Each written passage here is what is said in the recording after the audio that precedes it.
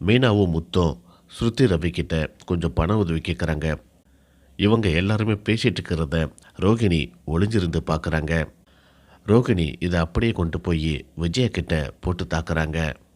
மீனாவை அசிங்கப்படுத்த எது சரியான நேரம்ட்டு விஜயா பார்க்குறாங்க. காலையில் எல்லாரையும் ஒன்றா கூப்பிட்டு வச்சு மீனாவை பார்த்து விஜயா கேட்குறாங்க.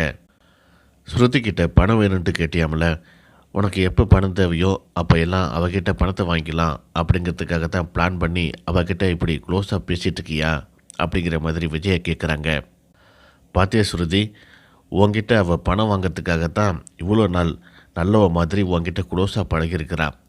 இப்போயாவது மீனாவோட உண்மையான சுயரூபம் தெரியுதா உனக்கு?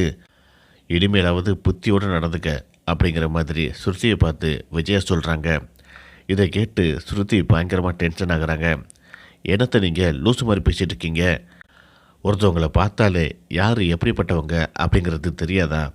அதுவும் மீனாக்கா அந்த மாதிரிலாம் செய்யக்கூடிய ஆளே கிடையாது, எனக்கு நல்லா தெரியும். நீங்கள் முதல்ல தேவையில்லாத வார்த்தைகளை பேசாதீங்க. அது மட்டும் இல்லை, அவங்க சொன்ன வார்த்தையை காப்பாற்றுவாங்க. பணத்தை வாங்கினா சொன்ன டயத்துக்கு திரும்ப கொடுத்துருவாங்க. மற்றவங்க மாதிரி கிடையாது அப்படிங்கிற மாதிரி விஜயாவை குத்தி காட்டி ஸ்ருதி பேசுகிறாங்க. ஸ்ருதி இப்படி பேசுகிறத பார்த்துட்டு விஜயா ரொம்ப அசிங்கப்பட்டு போகிறாங்க. ரோகிணியும் திருன்னு முழிச்சிட்ருக்காங்க.